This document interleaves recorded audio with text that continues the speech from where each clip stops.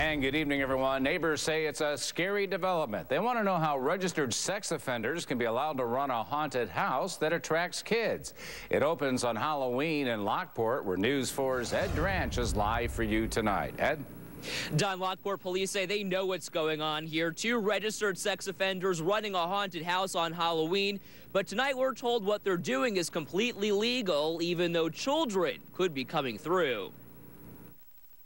These men, 39-year-old Jeffrey Lewinsky and 62-year-old Alfred DeVoe, are looking to make sure Halloween in Lockport is full of spooks.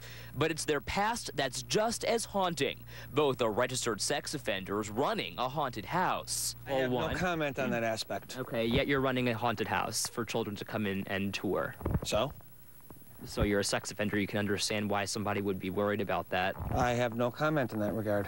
DeVoe's relative, who doesn't want to be identified, says the community should beware. He says these 2 convicted sex offenders cannot be trusted. They're going to be in a enclosed area walking through with these kids, and I wouldn't trust what either one of them to touch these kids. But DeVoe told us he's no longer participating, although the haunted house's website still says differently. From what I understand, you are part of this haunted house. I was, but as of today, I've resigned. Why did you resign today? Because I don't need the hassle. I've been on this thing for 10 years, not the haunt, but registry. I've had no problems, and I don't need no problems. But what they're doing is completely legal. Lockport police say unless a sex offender is on probation or parole, which these 2 guys are not, New York State is allowing them to live life normally, even running a business with no conditions, even if it involves children. You obviously are going to have children passing through on your property. What do you expect people to think? I'm locking the front door, nobody can get in. Here at Lockport Police Headquarters, they say they've already received numerous complaints about this one house in particular and say they will be stepping up their patrols on Halloween, which is Monday. Now, they also say it's important for you to know where you're going, especially if you're going trick-or-treating or to haunted houses. So if you want to check out the sex offender registry, you could do so by logging on to our website, WIVB.com. Reporting live in Lockport tonight, I'm Ed Dranch, News 4 at 10. Turning now to a story you saw first on 4. A News 4 viewer tipped us off to a haunted house set up for trick-or-treaters by 2 registered sex offenders living on Washburn Street in Lockport. Neighbors want to know how these known sex offenders can be allowed to run an attraction that is likely to bring in children. That's what News 4's Ed Dranch is asking for you. He broke the exclusive story last night. Today he followed through with law enforcement. Ed? And Jackie, that's the answer to the question. The answer to the question, rather, has many people frustrated, including neighbors on Washburn Street and the Niagara County District Attorney's Office. Tonight we're told it lies in technicalities.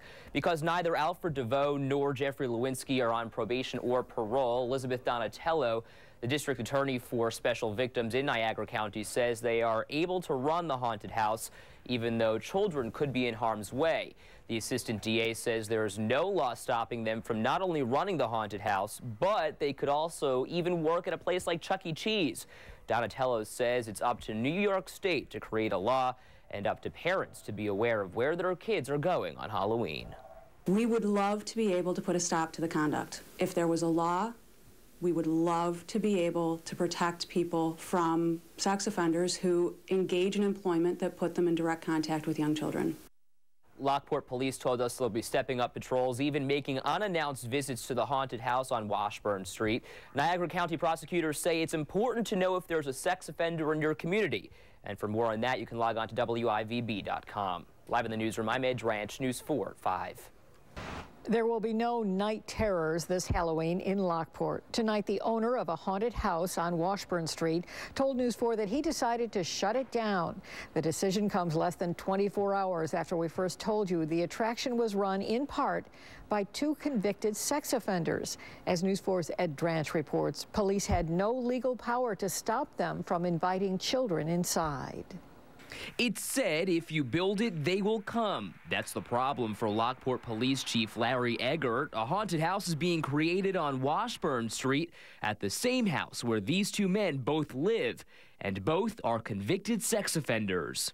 Got opinions from the state as well as the county, people at the county level, and they all say there's nothing we can do to stop it. Despite their sex offender status and the community concern, there's not much police can actually do. Eggert and Niagara County Assistant District Attorney Elizabeth Donatello note because neither of these offenders are on probation or parole, New York State allows each to live normal lives with no conditions, even if children are involved. There's no law in the books in New York State that would prevent them from not only running a haunted house, but, for example, working at a place like, say, Chuck E. Cheese. There's nothing that prohibits them from doing that. While Jeffrey Lewinsky says he simply enjoys haunted houses, he's certainly aware of loopholes in the law. No comment on that aspect. Okay, yet you're running a haunted house for children to come in and tour. So?